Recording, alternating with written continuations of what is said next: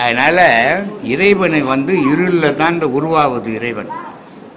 அந்த இருட்டை பார்க்கணுன்னா நீ வெளிச்சமாக மாறி போகணும். அப்போ தான் அந்த இறைவனை பார்க்க முடியும். அதனால தான் ஊரெல்லாம் ஃபோக்கஸ் போட்டால் கூட அந்த கருவறை மட்டும் இருளாகவே வச்சுக்கிட்டு. 5 பெற்றால் அரசனும் ஆண்டியாவான். இப்போ 5 பெண்கள் பெற்றால் அரசனும் ஆண்டியாவான் சொல்கிறது அது இப்போ நடைமுறையில் இருக்குது. ஆனால் அந்த 5ன்றது என்னதையா? 5 பஞ்சபூதங்கள்.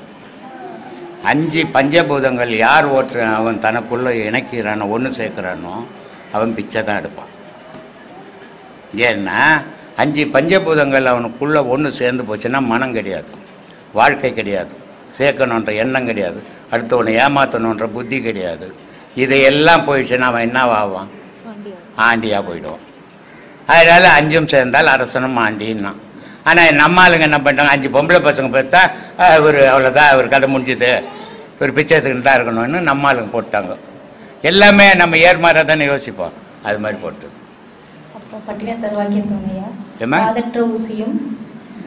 வாராது கடைவழிக்கு. இப்போ ஊசி விற்கிது, கடையில் போனால் விளக்கு வச்சுட்டா எல்லா பொருளும் கொடுப்பான், ஊசி மட்டும் கொடுக்க மாட்டான் இல்லையா? ஆனால் அந்த விளக்கு வைக்கிறதுக்கு முன்னே அந்த ஊசியை வாங்கிடணும். ஆனால் அது சின்னது தான் காது.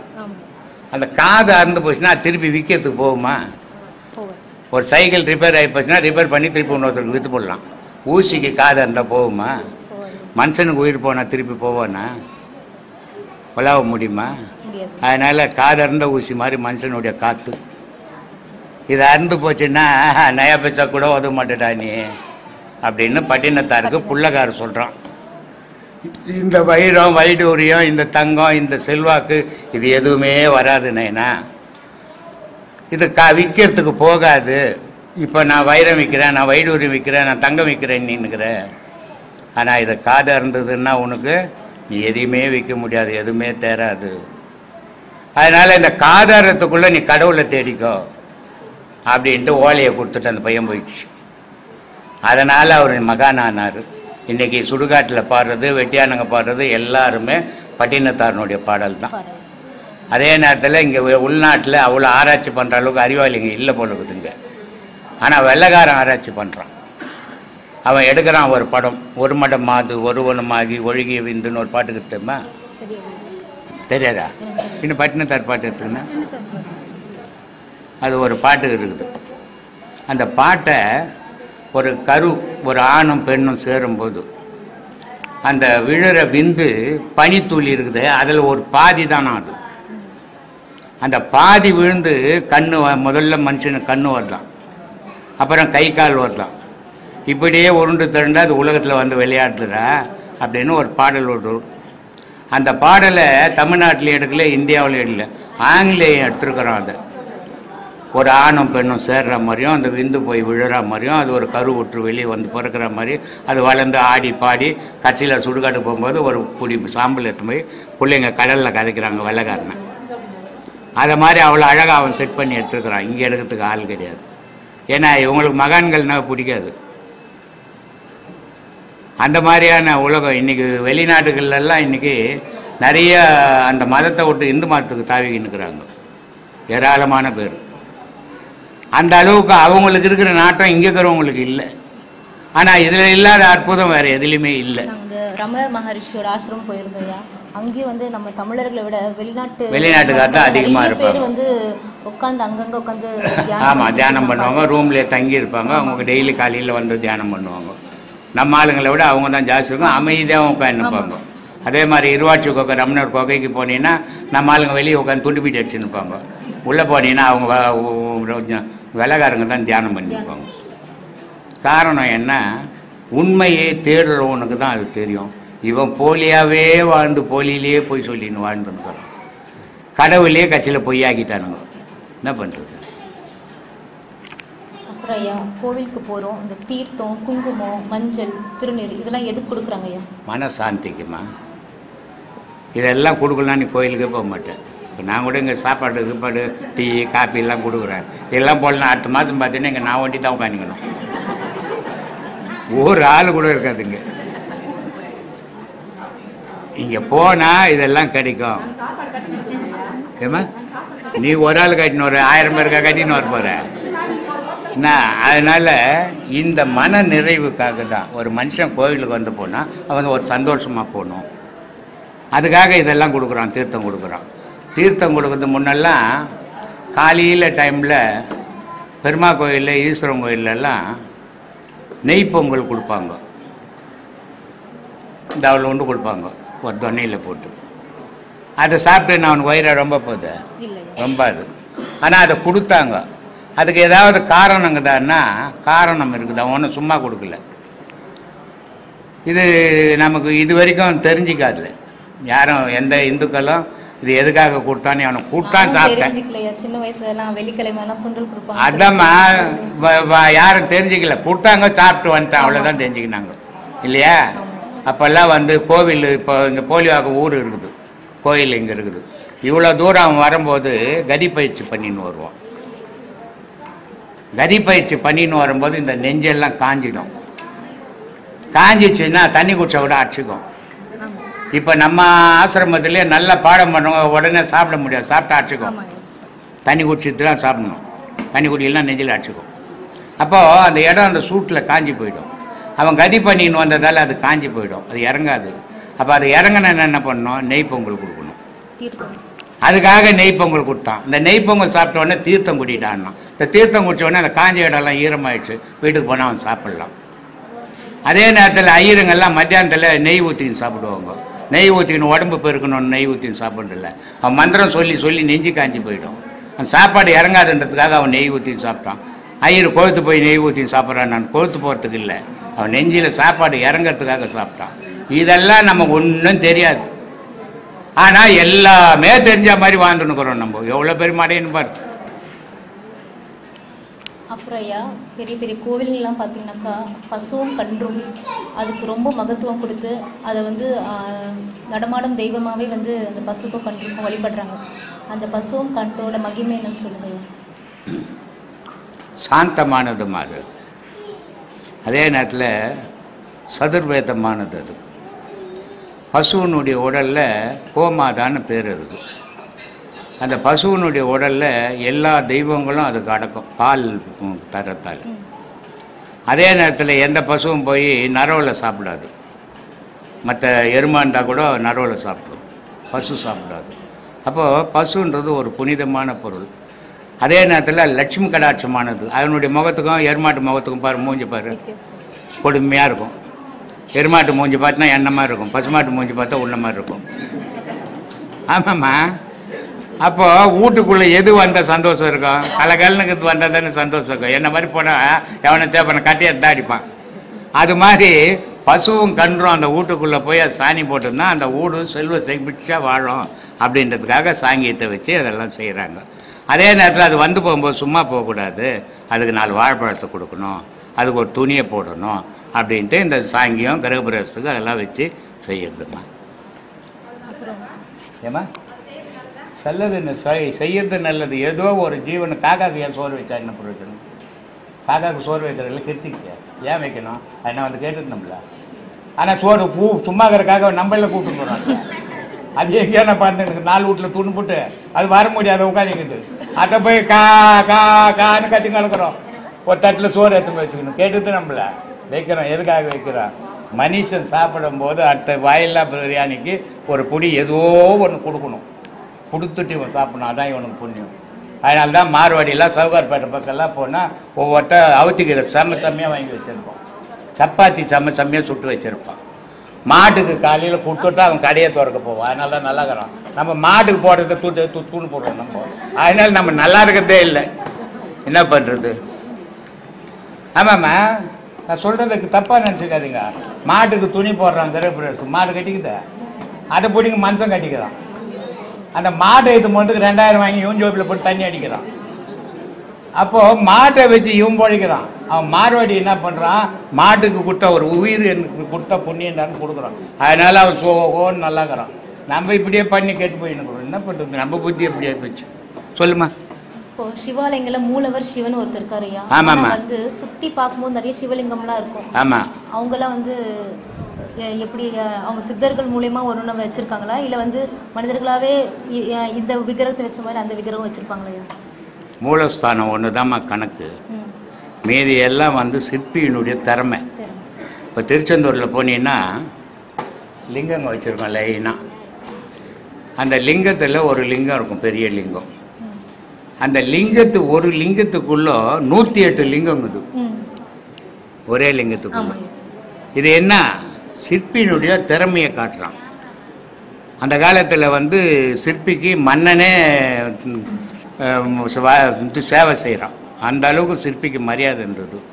அதனால் அந்த சிற்பிங்க அவங்களுடைய திறமைகளை காட்டி ஒவ்வொரு லிங்கத்தை ஒவ்வொரு வடிவில் பண்ணி வச்சாங்க. இங்கே ஒரு இதுக்கு போனேன் நான், வாலாஜாவாண்ட. அங்கே ஒரு தன்வந்திரி கோயில் ஒன்று கட்டுறாங்க. அதில் போனால் அதில் எல்லா சாமியார் சிலைங்களும் வைக்கிறாங்க. அதில் லிங்கங்களும் வச்சுக்கிறாங்க.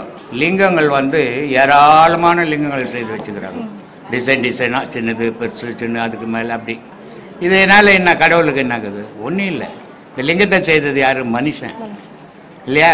அப்போ கடவுளுக்கு என்ன? கடவுளை மனுஷன் படைக்க முடியுமா? படைக்க முடியாது. அப்போது கடவுளை வந்து காட்டுறதுக்காக மனுஷன் இந்த செயல்களை செய்து உலகத்துக்கு காட்டுறான். அதனால் அந்த லிங்கங்களை அவங்கவுங்க ஒவ்வொரு சிற்பியினுடைய திறமைக்கு ஏற்ற மாதிரி வடிக்கிறான். அதுக்கேற்ற சன்மானம் வாங்கின்னு போகிறான் மன்னங்கிட்ட அதுக்காக. ஆனால் மூலஸ்தானம் ஒன்று மட்டும்தான் கணக்கு, மீதி எல்லாம் பார்வைக்கு தான். இப்போ 100 லிங்கம் வச்சுருப்பான் ஒரு இடத்துல போட்டுன்னா, நிறைய லைட்டு டியூப் லைட்லாம் போட்டு வச்சுருப்போம். ஆனால் மூலஸ்தானத்தில் ஒரு லிங்கம் இருக்கும், அகல் விளக்கை தவிர வேறு எரியாது. ஏன் ஒரு ஃபோக்கஸ் போட்டா என்ன போடலாம் இல்லை? ஊரெல்லாம் லைட்டு போடுறான், விழா பண்ணுறான். ஆனால் மூலஸ்தானத்தில் மட்டும் ஒரு அகல் விளக்கு தாங்குது. ஏம்மா ஏம்மா கருவறை தான்மா. அது ஏன் இருட்டாக்கணும்? நல்ல ஒரு ஃபோக்கஸ் போட்டால் வெளிச்சமாக இருக்கும், சாமி எல்லோரும் கும்பிடுவாங்கல்ல. திருப்பதிக்கு போகிறாங்க தெரியுமா? திருப்பதியில் ஒருத்தங்க கூட சாமி கும்பிட்றதே கிடையாது, கும்பிடவே முடியாது. மற்ற கோயிலில் கும்பிடலாம், திருப்பதியில் மட்டும் கும்பிட முடியாது. ஏன்னா அந்த கருவறை இருட்டாக இருக்கும், அதில் ஒரு படி வாசப்படி இருக்கும். அதை நீ தாண்டி கிண்டி போகிறதுக்குள்ள அவன் வலிச்சு ஜர்கண்டின்னு வெளியே விட்டுருவான். திருப்பதியில் பெருமாளை யாராலையும் பார்க்க முடியாது. அதனால தான் போன இடத்துக்கு 10 வாட்டி போகிறது. ஏன்னா ஒரு வாட்டி பார்த்துட்டா திருப்பி போக மாட்டான், பார்க்காதால 10 வாட்டி போவான். ஸ்ரீரங்கத்தில் போனீங்கன்னா எல்லா ஐயரும் பாவம் அப்படியே செவுத்து உறங்கி நிற்பாங்க, பார்த்துக்கிறியா ஸ்ரீரங்கத்தில்? ஏன்னா ஜனமே இருக்காது, இங்கே அச்சு பெறல்றான். இது காரணம் என்னென்னா, ஸ்ரீரங்கத்தில் போனால் சாமி பக்கத்தில் நின்று பார்க்கலாம் நீ. ஆனால் திருப்பதி போனால் பார்க்க முடியாது, இருட்டில் இருக்கும், பார்க்க முடியாதாலும் திரும்பி அங்கேயே ரூம் எடுத்து வச்சுன்னா அங்கேயே பார்த்துன்னு உட்காந்துங்கிறான். அப்போது என்ன அதுலேருந்து நம்ம தெரிஞ்சிக்க வேண்டியது, கடவுள்ன்றது வெளிச்சம் போட்டு காட்டுற பொருள் இல்லை. கடவுள் என்றது மறைமுகமாக இருளிலிருந்து தோன்றியது. அது அந்த கடவுள் இருளில் தோன்றிய கடவுளை நீ பார்க்கணுன்னா நீ ஒளியாக மாறினா. அதுக்கு நான் கற்பனை கொளுத்து காட்டுறது. கற்பனை கொளுத்ததால் கடவுள் நான் சாப்பிடுவா போகிறார் கற்பத்தை. ஏமா வெளிச்சத்தில் அந்த இறைவனை நீ பார்க்க முடியும். அப்போ நீ கற்பமாக மாறணும் அப்படின்றதுக்காக தான் கற்பனை கொளுத்து காட்டுறது. சாமிக்கு கற்பனை கொளுத்துனா சாமி கற்பனை கொளுத்த சாப்பிட்டு பச்சு அறுப்பது, அது கற்பத்தை துண்டுட்ட. ஏமா அப்படி பண்ணுங்க, என்ன பட்டினியாக போட்டுக்கிறீங்க, அந்த மாதிரி பண்ணுறீங்க சாமி கூட. அதனால இறைவனை வந்து இருளில் தான் உருவாகுது இறைவன். அந்த இருட்டை பார்க்கணுன்னா நீ வெளிச்சமாக மாறி போகணும், அப்போ தான் அந்த இறைவனை பார்க்க முடியும். அதனால தான் ஊரெல்லாம் ஃபோக்கஸ் போட்டால் கூட அந்த கருவறை மட்டும் இருளாகவே வச்சுக்கிட்டு. சாமி ஆத்மா வணக்கங்க. ஆத்மா வணக்கம். என் பேர் ராஜேஷுங்க, கோயம்புத்தூர்லேருந்து வரேன். சரி சாமி, நீங்கள் சொன்ன விளக்கங்கள்லேருந்து ஒரு சில கேள்விங்க கேளுங்க. நாங்கள் பக்தராக நாங்கள் புரியாமல் தான் நாங்கள் உங்கள்கிட்ட விளக்கம் கேட்குறோம். சரி சாமி, நீங்கள் சொன்ன ஒரு சில அறிவுரைகள், அன்பே சிவம் மனமே குரு, ஆமாம், காற்றே கடவுள், ஆமாம், உனக்குள் உள்ள இறைவனை தேடு, ஆமாம், நீ யார் என்று அறியாமல் இறைவனை அறிய முடியாது, ஆமாம், முயற்சி உன்னுடையது, முடிவு இறைவனுடையது, ஆமாம், நான் உயிருக்கு உபதேசம் கொடுப்பவன் உடலுக்கு அல்ல, ஆமாம், இறைவன் ஓசையும் ஒளியுமாய் இருக்கிறான், ஆமாம், ஓசை ஒளியெல்லாம் ஆனாய் நீயே, உலகுக்கு ஒருவனாய் நின்றாய் நீயேன்னு அப்பர் சொன்னவருங்க. நீங்களும் அதை தான் சொல்கிறீங்க. இல்லை, எல்லா மகானும் அறிஞ்சவங்க அத்தனை பேரும் அதை தான் சொல்லுவாங்க. அறியாதவங்க புக்கை படிக்கிறவங்க ஏதோ ஒன்றா வளருவான். சரிங்க ஐயா. அறிஞ்சவங்க எல்லாருமே ஒரு பொருளை தான் சொல்லுவாங்க. சரிங்க. இந்த அறியாமல் காசு கோசம் புக்கை படித்து சாமியாராக போகிறான் தெரியுமா, அவன் கண்டபடி சொல்லுவான். நம்ம அப்படிலாம் சொல்லக்கூடாது. ஏன்னா நான் ஆன்மீகம்ன்றது இன்றைக்கி நேற்று ஏதோ 5 வருஷம் 10 வருஷத்தில் வரல. ஆன்மீகத்தில் நான் இங்கே நம்ம சீடர்களுக்கு கூட சொல்லுவேன், உபதேசம் கொடுங்க. எப்படி உபதேசம் கொடுக்கணும்? நீ மொத்தத்தையும் தெரிஞ்சுக்கணும், நீ எல்லாத்தையும் அனுபவிக்கணும், அதுக்கப்புறம் உபதேசம் கொடு. அப்போ தான் நீ அவன் கேள்விக்கு பதில் சொல்ல முடியும், அவனுக்கு பாடம் சரியாக கொடுக்க முடியும். எதுவுமே தெரியாத காசு கோசம் ஏதோ 2 உபதேசம் வாங்கிட்டு நான் போய் குரு ஆகிட்டேன்ட்டு வெளியே போனீங்கன்னா நீயும் கெடுவ அவனையும் கெடுத்துருவ அப்படின்னு. அது மாதிரி எல்லா மகான்களுமே ஒரு விஷயத்தை தான் பேசுவாங்க, கடவுளை அறிஞ்சவங்க. கடவுளை அறியாதவங்க கண்டபடி உளருவாங்க. படிச்சுட்டு புக்கில் இருக்கிறதெல்லாம் படிச்சுட்டு, ஒரு புக்கில் ஒரு மாதிரி இருக்கும், இன்னொரு புக்கில் இன்னொரு மாதிரி இருக்கும். இது பேசுறது ஒவ்வொரு மாதிரி போயிடும். ஆனால் மகான்கள் பேசுறது ஒரு விஷயமாக தான் இருக்கும். ஏன்னா அதுதான் உண்மை, அதுலேருந்து மாறவே முடியாது யாராலையும். அப்போது இந்த ஆன்மீகத்தை நான் 6 வயசுலேருந்து ஆரம்பித்தேன். இன்றைக்கி 74 வயசாகுது. அடுத்த 29 வந்தால் 75 வயசாகுது. இந்த 6 வயசுலேருந்து ஆராய்ஞ்சி எது நிஜம் எது பொய், யார் சொல்கிறது உண்மை யார் சொல்கிறது பொய், இப்படி ஆராய்ஞ்சி பார்க்கும்போது மகான்கள் சொன்னது மட்டும்தான் உண்மை. இப்போ மனுஷன் சொல்கிறதெல்லாம் கற்பனை அப்படின்றது தெளிவு தெரிஞ்சது. அதனால தான் நான் உங்களுக்கு சொல்லிங்க சொல்லு. அப்போ நம்ம கொடுக்குற பயிற்சியினால இதை ஒளியுமாவும் ஓசையாகவும் நம்ம பார்க்க முடியுமா? ஆமாம். சரிங்கய்யா. பற்றற்றவனை பற்றற்று பற்றாமல் பற்றிக்கொள், அது என்னங்கய்யா? ஆமாப்பா. அதுக்கான விளக்கம். கடவுள் எந்த பற்றும் கிடையாது. கடவுளுக்கு எந்த பற்றும் கிடையாது. அவன் படைத்ததோடு சரி. இப்போது ஒரு குழந்தை பெற்றுட்டோம், அது பெற்றதோடு சரி. இப்போது மகான்கள் குழந்தை பெற்றாங்க. எந்தெந்த மகான் பெற்றாங்க? ஔவையாரினுடைய அம்மாவும் வள்ளுவரனுடைய அம்மா அப்பாவும் குழந்தை பெற்றாங்க. ஆனால் பெற்று போட்டுட்டு போய்க்கினே இருந்தாங்க. அந்த குழந்தை பொழைக்குமா பொழைக்காதா, இதை யார் காப்பாற்றுவாங்க யார் காப்பாற்ற மாட்டாங்கன்னு யோசித்ததே கிடையாது. ஏன்னா அந்த குழந்தை மேலே அவங்களுக்கு பற்று கிடையாது. ஆனால் நம்ம ஒரு குழந்தை பிறந்து போச்சுன்னா அது ஈ கடிக்குமா எறும்பு கடிக்குமா, அதை எவ்வளோ பாதுகாப்பாக பார்த்து பார்த்து பார்த்து பார்த்து வளர்க்குறோம் அதை. அப்போது நமக்கு பற்று இருக்குது, அவங்களுக்கு பற்று இல்லை. கடவுள் அதே மாதிரி நம்மளை இந்த உலகத்தில் தூவிட்டான், படைச்சிட்டான். ஆனால் படைச்சானே தவிர பார்த்துன்னுக்கிறான், பற்றோடு இல்லை. ஆனால் பற்றோடு இருக்க நினைக்கிறான், ஆனால் மனுஷன் இருக்க விட மாட்டேன்றான். காரணம் என்னன்னா கடவுளுடைய நினைவு உண்மையில் இல்லை, பொய்யான கடவுள் வேஷம் போடுறான். இந்த பொய்யான கடவுள் வேஷம் போடுறதால கடவுளுக்கே பிடிக்கல அது. அப்போது உண்மையான கடவுள் வேஷம் போடுறவொன்னே கடவுள் தேடி தேடி தேடி தேடி எடுத்துக்கிறான். ஆனால் பொய்யான வேஷம் போடுறவொன்னே தொடர்றதே கிடையாது கடவுள். ஆனால் இங்கேயே குச்சிட்டு இங்கேயே செத்து இங்கேயே பிறக்க வேண்டியதுதான். இந்த எப்போ எந்த பொருள்ல இருந்து இது வந்ததோ அந்த பொருளை போய் அடையும் போது அதுக்கு பிறப்பு இல்லாமல் போகுது. ஆனால் அந்த பொருளை அடையாமல் அது இங்கேயே சுத்தம் போது அது பிறப்பு எடுத்துக்கினே இருக்குது, பல ஆயிரம் பிறப்பு எடுக்குது. இந்த பல ஆயிரம் பிறப்பு எடுக்கும் போது என்ன ஆகுது, அதுக்கு மனம் விரிவடையுது. எதெல்லாம் எந்தெந்த பிறப்புலெல்லாம் அது பார்த்ததோ அது மனசில் அந்த ஆசையை உருவாக்கின்னு ஆசை அளவு மீறி ஆலமரம் மாதிரி மாறி போகுது. மாறும்போது அந்த ஆசையை மனால் அடக்க முடியல, அடக்க முடியாதால துன்பங்கள் நேருது. அந்த துன்பத்தாலேயே இவன் மடியிறான். அப்போ பற்று அற்றவன் கடவுள். நீ என்ன பண்ணணும், உலக பற்று வீட்டு பற்றை விட்டுடணும், கடமைகள் செய்யணும். பொண்டாட்டியை கட்டி போட்டு நான் சாமியாரை போறேன்னா அதை நான் அந்த மாதிரி ஆளை ஏற்றுக்கிறதே கிடையாது நான். ஏன்னா அது உன்னை நம்பி வந்தது. அவன் தாய் தப்ப உன்னை நம்பி ஊரா மட்டும் பொண்ணை கொடுத்துட்டான், உன் தாய் தப்ப அவங்ககிட்ட கொடுத்துட்டான். இனி நீங்கள் 2 பேரும் சாவர வரைக்கும் ஒருத்தரோட ஒருத்தர் இணைஞ்சே போகணும் வாழ்க்கையில், அது வாழ்க்கை. ஆனால் இது மட்டும்தான் முடிவுன்னு வாழ்ந்துடக்கூடாது, இதை விட உயர்ந்த முடிவு இருக்குது அப்படின்னு தேடணும்.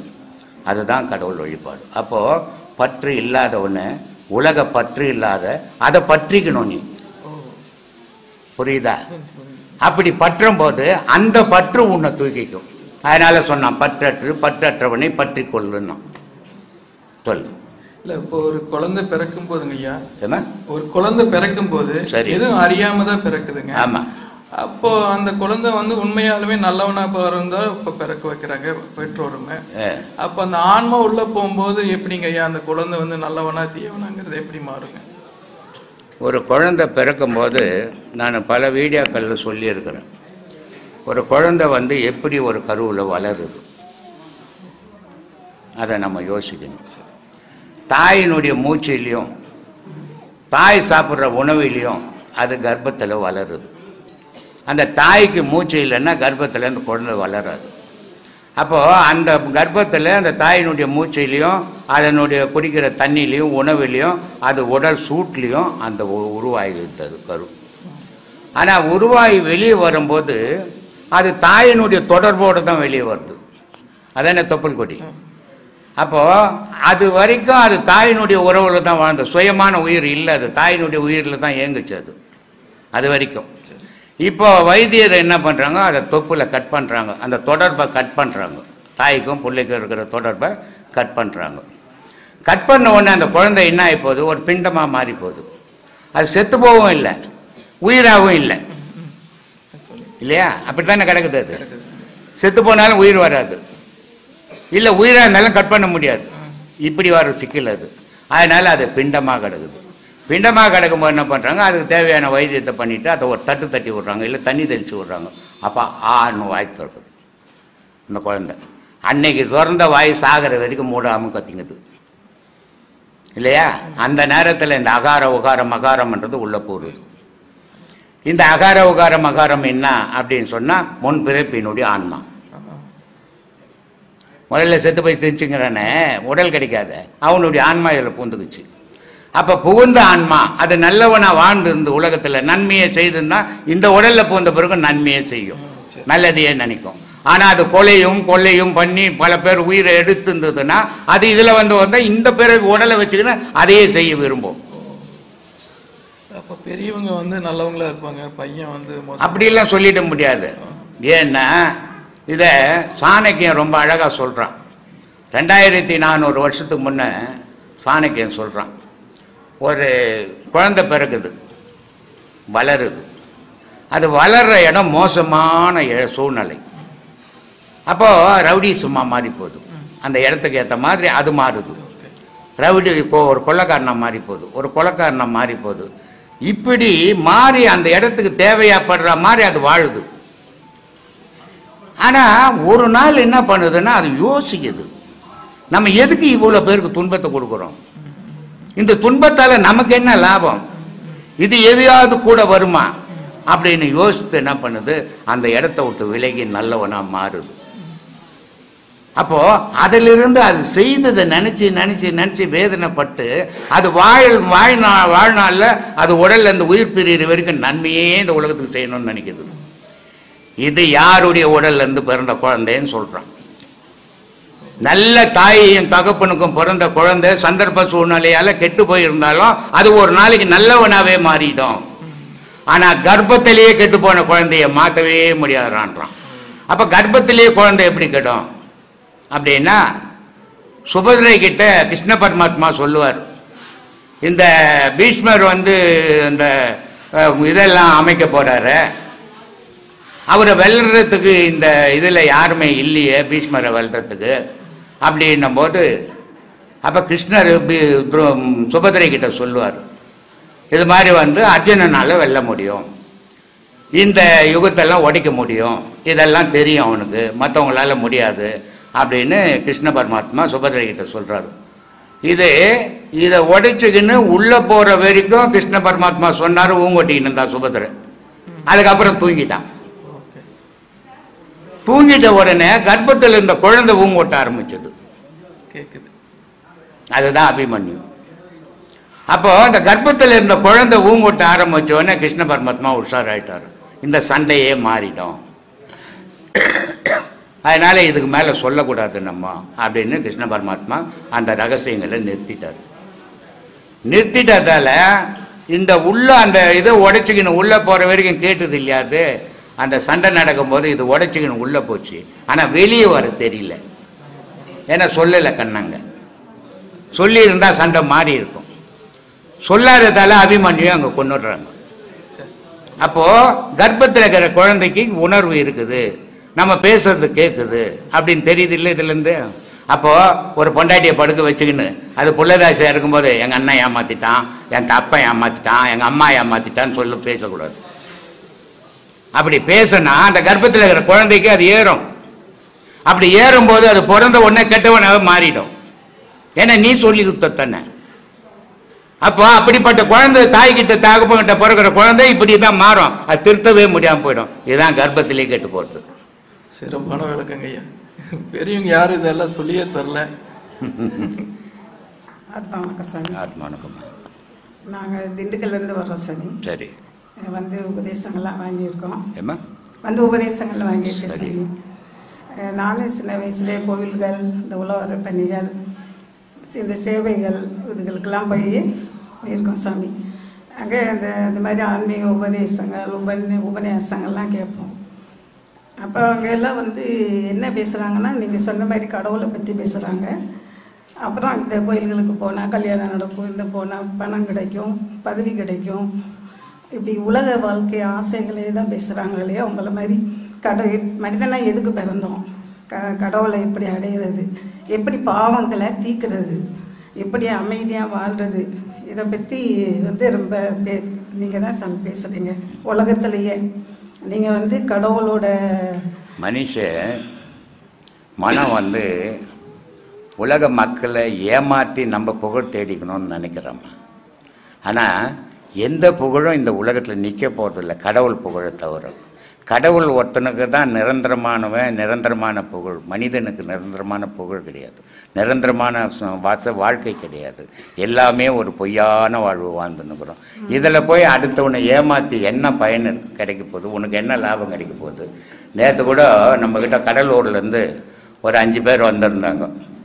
வந்துட்டு அவங்க என்னப்பா விஷயமா வந்தீங்கன்னு, அது நேற்று பௌர்ணமியெல்லாம் முடிச்சுட்டு ஜனங்கள்லாம் போயிட்ட பிறகு வந்தாங்க. அவங்க காரில் என்ன விஷயமா வந்தீங்கன்னு கேட்டேன். இது மாதிரி சாமி பையனுக்கு வேலை கிடைக்கலன்னு. நான் என்ன எம்ப்ளாய்மெண்ட் ஆஃபீஸை வச்சுக்கிறேன். ஒரே வார்த்தை சொன்னேன், இங்கே அதுக்கெல்லாம் இடமே கிடையாது. இந்த மந்திரம் பண்ணுறது, தகுடு கொடுக்குறது, தாயத்து கொடுக்குறது, குறி சொல்கிறது, என்கிட்ட வந்துட்டினா உனக்கு வேலை கிடச்சிடும், என்கிட்ட வந்துட்டுனா உனக்கு கல்யாணம் ஆகிடும், என்கிட்ட வந்துட்டுனா உனக்கு எல்லாம் ஓன்னு வாழ்ந்துடுவேன், இந்த மாதிரி ஏமாத்துற வேலையெல்லாம் நான் பண்ணுறது கிடையாது. ஏன்னா எவனாலையுமே எவன் வாழ்க்கையும் சீர் பண்ண முடியாது. அவன் விதிப்படி தான் அவன் வாழ்க்கை அமையும். யார் எவ்வளோ முயற்சிகள் பண்ணாலும் அந்த முயற்சியே விதியினுடைய அடிப்படையில் தான் நடக்கும். அப்படி இருக்கும்போது என்கிட்ட வா வேலை கட்சிடும், உங்கள்கிட்ட வா வேலை கட்சிடும், என்கிட்ட வா கல்யாணம் பண்ணிடணும், அதை எப்படி பண்ணிட முடியும்? உலகத்தில் அப்போ துன்பமே இல்லாமல் வாழ்வான் மனுஷன். இது அறியாமையில் இந்த ஜனங்களை ஏமாத்துறதுக்கு வழி. அது பண்ணக்கூடாது. அதில் பண்ணி நீ என்ன சாதிக்க போகிற? நீ என்ன ஒரு 1000 வருஷமாக வாழ போகிற? ஒன்றுமே இல்லையே. நீ 50 வருஷம் 100 வருஷத்தில் செத்து தானே போக போகிற. அந்த சாவர வரைக்கும் நல்லதை சொல்லு மக்களுக்கு, அந்த சாவர வரைக்கும் நல்வழிப்படுத்து மக்களுக்கு. அந்த சாவர வரைக்கும் உன்னால் முடிஞ்ச நன்மையை செய். அதை விட்டுட்டு ஏமாற்றி அவங்ககிட்ட பணம் பறித்து என்ன சாதிச்சிட போகிற?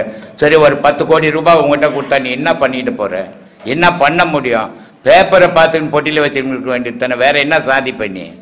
ஒன்றுமே சாதிக்க முடியாதம்மா. வாழ்க்கையில் மனிதன் சாதிக்க வேண்டிய விஷயம் 2 விஷயந்தம்மா. ஒன்று வாழ்க்கையில் சாதிக்கணும், இன்னும் கடவுளில் சாதிக்கணும். இது 2 தான் மனுஷன் சாதிக்க வேண்டிய விஷயமே. மற்றெல்லாம் எதுவும் சாதனை இல்லை, அதெல்லாம் இயல்பாக நடக்கிற விஷயம்.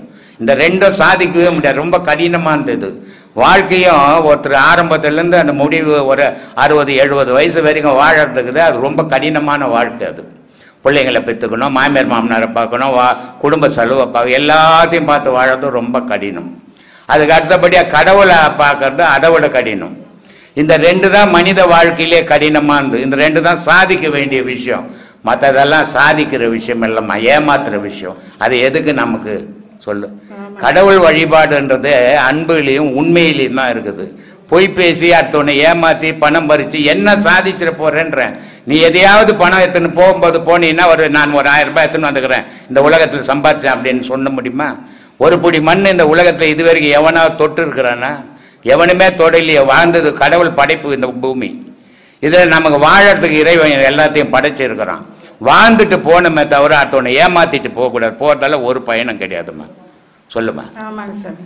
அதான் உங்ககிட்ட பேசுறதே கடவுள்கிட்ட பேசுற மாதிரி சந்தோஷமா இருக்கு சாமி. இங்க வர்றவங்க எல்லாரும் ரொம்ப புண்ணியம் பண்ணியிருக்கணும், கொடுத்து வச்சிருக்கணும். அவங்க தான் இங்க வர முடியும். கடவுளுக்கு அடுத்தபடியே நீங்க தான் சாமி. கடவுளாவே நினைக்கிறேன். எனக்கு மகா பாக்கியம் உங்ககிட்ட. நானும் 2-3 உபதேசம் வாங்கிட்டேன் சாமி. வர்றப்பெல்லாம் பேசுற நினைப்பேன். ஒரு தைரியம் இல்லாம இருந்துச்சு.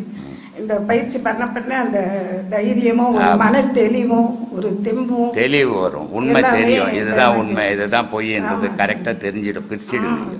இப்போ அதெல்லாம் கிடைச்சிருச்சு சாமி. உண்மை. ரொம்ப சந்தோஷமா. நல்ல விஷயம். இப்படி உன்ன மாதிரியே எல்லாரும் தெரிஞ்சுக்கணும், எல்லாரும் தெளிவடையணும். அதை தான்மா நான் பண்ணின்னு இருக்கிறேன். அது என் உடல்ல உயிர் இருக்கிற வரைக்கும் அந்த செயலை செய்யணும்.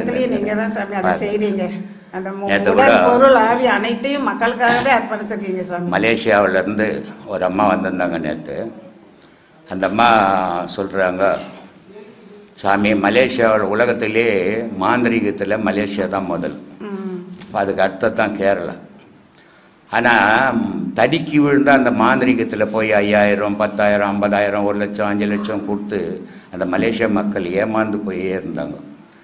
எந்த மந்திரத்தாலையும் எவனையும் காப்பாற்றிட முடியாது. ஒரு சாவு கூட நடக்காது மந்திரத்தால் காப்பாற்றுறது. அந்த ஹாஸ்பிட்டலே தேவை கிடையாது. நான் மந்திரம் பண்ணி நீங்கள் உட்காந்துங்களாமே, இதெல்லாம் ஏமாத்துகிற விஷயம், உண்மை கிடையாது. உன்னுடைய நேரம் சரியில்லைன்னா அவன் செய்யறது பழிக்கிற மாதிரி இருக்கும். உன்னுடைய நேரம் நல்லா இருந்தால் எந்த இதுவும் பண்ண முடியாது. இப்போ எனக்கு கூட ஆசை இருக்குது முதல் மந்திரியாக வரணும்னு. யார் யார் மந்திரம் பண்ணி கொண்டு போட்டு நான் வந்துடலாமே, வர முடியுமா? இதெல்லாம் ஏமாத்துகிற விஷயம், எல்லாம் நடக்காத விஷயம்.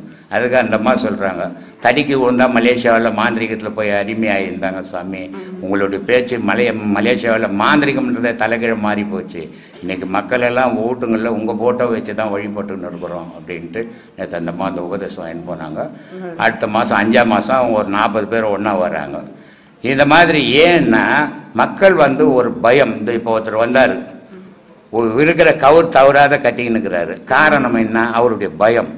அவருக்கு சொல்கிறவங்க அந்த பயம்புத்திலேயே சொல்கிறாங்க, இதை கட்டிக்கோ அதை கட்டிக்கோ, இது சீராயிடும், அது எதை கட்டினாலும் சீராகாது, எனக்கு அமைஞ்சது தான், இதை யாராலையுமே மாற்ற முடியாது. நான் செத்து போகிறேன்னா ஒரு கவுர் கட்டினா உயிராக இருப்பேன்னா ஹாஸ்பிட்டலில் உட்காந்து ஒவ்வொருத்தரும் கவுர் கட்டின்னு உட்காந்துக்கலாமே இல்லையா?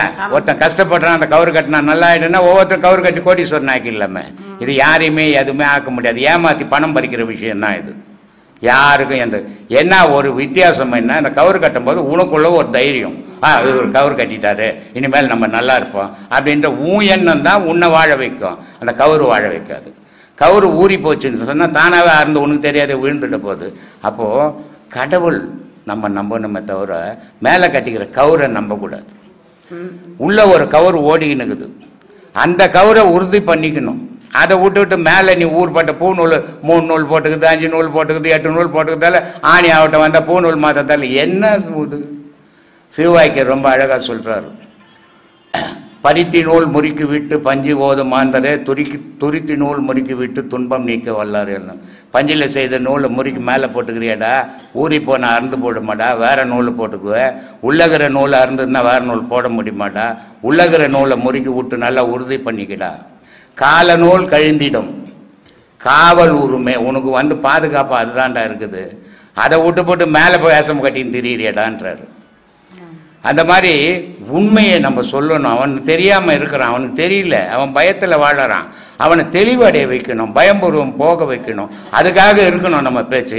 அடுத்த ஒன்று இன்னும் மேலும் மேலும் பயம்புறுத்ததுக்காக பேசக்கூடாது. எதுவான இருந்துட்டு போட்டோம், பேய் இருக்குது, பிசாச்சு இருக்குது, முன்னேற்றம் காட்டேரிக்குது, எல்லாம் இருக்குது, இருந்துட்டு போட்டோமே, நமக்கு என்ன போச்சு? நம்ம ஏன் அதை கண்டு பயப்படணும்? அது மாதிரி பேசணுமே தவிர அது பிடிச்சிக்கும் ஒன்று, அது கொண்டு போடும் ஒன்று அப்படின்னு பயம்புத்துற பேச்சு எந்த ஆன்மீகவாதியும் பேசக்கூடாது தயவு செய்து. அதுதான் மக்களை வாழ வைக்கிறதுக்கு வழி. அதை பேசி பேசி பயம்படுத்தி பணம் பறிக்கிறதுக்காக நம்ம உபயோகப்படுத்தி கூடாது. அது தவறான செயல். அது சொல்லுமா சாமி? நம்ம இப்போ நம்மளோட விதியினால தான் நமக்கு எல்லாமே நடக்குது. ஆமாம். அப்போ நம்மளுக்கு துன்பங்கள் தொல்லைகள் கொடுக்குறாங்களே சாமி, உறவினர்களோ குழந்தைகளோ பிள்ளைகளோ நம்ம எல்லோரும் கொடுக்குறாங்கன்னு செய்யுங்க. அப்போ நம்ம அதை இப்படி பேசாமல் அமைதியாகவே நம்ம செய்த வினையினால தான் நடக்குதுன்னு இருந்துடணுமா? இல்லை இது ஏதாவது நம்ம இப்போ சாதாரணமாக ஒரு வாழ்க்கை வாழறோம், நம்ம பக்கத்திலேயே 4 பேர் வாழறோம். அந்த வாழறதுல 2 பேர் ஏழையாகிறோம். ஒருத்தன் குருடாகவும் நொண்டியாகவும் இருக்கிறான், ஒருத்தன் பார்த்தா கோடீஸ்வரன் ஆகிறான். கடவுளுடைய படைப்பில் இந்த மாதிரி 4 விதமாக படைப்பான ஆண்டவன். இப்போ நீ ஒரு 4 குழந்தை பெற்றுக்கணுன்னா 4 குழந்தைய நல்லா இருக்கணும்னு நினைப்பியா? ஒரு தாய் ஒன்று நொண்டியாக இருக்கட்டும், ஒன்று குருடாக இருக்கட்டும், ஒன்று கூனாக இருக்கட்டும் நான் நினைப்பேன். கடவுள் படைப்பில் யாரையுமே குறையாக படைக்கிறதே கிடையாது. ஆனால் இந்த குறைய ஆவறதுக்கு எது காரணமாக இருக்குதுன்னா நம்ம முன் செய்த பாவத்தினுடைய விளைவு இங்கே 3 குறையாக போயிடுச்சு. அதனால் நம்ம குறையும் கூட்டமாக இருக்கிறோம். அப்போ இதை பார்க்கும்போது நம்ம தெரிஞ்சுக்கணும், நம்ம நல்லா இருக்கிறோம். அவன் பாவம் ஆள் இல்லாதக்கிறான், அவன் பாவம் கண்ணு இல்லாதக்கிறான், அவன் ஒருத்தன் வசதியாகிறான். இந்த மாற்றம் கடவுள் பண்ணுவானா? கடவுளுக்கு எல்லாரும் பிள்ளைகள் இல்லையா? கடவுள் வந்து வேற்றுமையை உண்டாக்குவானா? அப்போ இந்த வேற்றுமை எப்படி உருவாச்சு? நம்ம முன் செய்த பாவத்தினுடைய விளைவாக உருவாச்சு அப்படின்றத நம்ம தெரிஞ்சுக்கணும். அதுதான் வாழ்க்கையினுடைய ரகசியம். இந்த உண்மை உங்களுக்கு தெரிஞ்சு போச்சுன்னா யாரை பற்றியும் கவலைப்பட மாட்டீங்க, எது பற்றியும் கவலைப்பட மாட்டீங்க. இது தெரியாத போது தான் எனக்கு ஏன் இப்படி நடந்தது, எனக்கு ஏன் இப்படி நடந்ததுன்ற கேள்வி வரும். அதனால் எல்லா செயலுக்கும் அடிப்படை காரணம் ஒருத்தனை ஆகலை, எனக்கு அவனுக்கும் சண்டை. நான் நினைக்கிறேன் அவன் இருக்கக்கூடாது ஊரில், அவனை வைக்கவே கூடாதுன்னு போய் குத்துறேன். சரி, அவன் செத்து போயிட்டான். அவன் குத்திட்டு அவன் குடும்பம் கெட்டு போச்சு, என்ன பிடிச்சி போய் போட்ட என் குடும்பம் தானே கெடுது. அதை யோசித்தோம்னா ஒரு நிமிஷம் அந்த செயலை மறந்துடுவோம். ஏன்னா அந்த கோபத்தினுடைய தாக்கம் ஒரு மணி நேரம் நம்ம விலகி நின்றுட்டோம்னா அது ஆறி போயிடும். அடுத்தவன் குடும்பம் கெட்டுது, நம்ம குடும்பம் தானே கெட்டுது, அடுத்தவன் குடும்பத்தை மற்ற கெட்டு நம்ம வாழலையே. இந்த எண்ணத்தை நம்ம வளர்த்துக்கணும்னா யாருக்குமே தீமை செய்ய விரும்ப மாட்டோம்மா. அதுதான் ரொம்ப முக்கியம். வாழ்க்கையில் நம்மளால் முடிஞ்சால் நன்மை செய்யணும், முடியலையா விட்டு விலகிடணும். யாருக்கும் தீமை செய்து பழகக்கூடாது. அந்த பழக்கம் தொடர்ச்சியாக பிறவிக்கு வந்துடும். நீ எந்த செயலை இந்த பிறவியில் செய்கிறியோ அது ஒவ்வொரு பிறவிக்கும் வரும். அதனால தான் நான் அடிக்கடி சொல்கிறது, உடலை மறந்துடுங்க, உயிரை நினைங்க. உயிர் தான் அழியா பொருள், உடல் அழியிற பொருள். உடல் மேலே என்ன பண்ணிங்கனாலும் அது மண்ணு சாப்பிட போகுது, ஆனால் உயிர் அழியாது அப்படின்னு.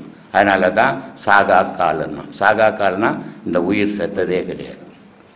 போகா புனல்னா விந்து ஒரு மனுஷன் சாகிறான்னா இவன் உடல்லேருந்து இன்னொரு உடலுக்கு போக முடியாது. அது ஒரு புகை மாதிரியே மாறிடும்.